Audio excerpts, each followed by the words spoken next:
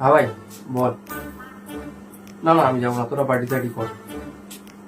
না সেরকম কিছু না, আমার বউ এমনি ওগুলো পছন্দ করে না।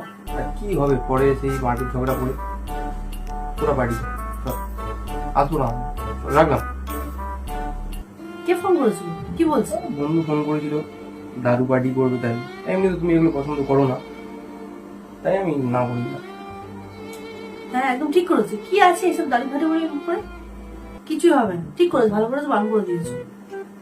বলছিলাম যে ওদের বউরা ওদেরকে বারণ টারণ করে না এইসব। না আজকালকার দিনের শিক্ষিত মডার্ন মেয়ে ওরা ওসব বারণ টারণ করে না।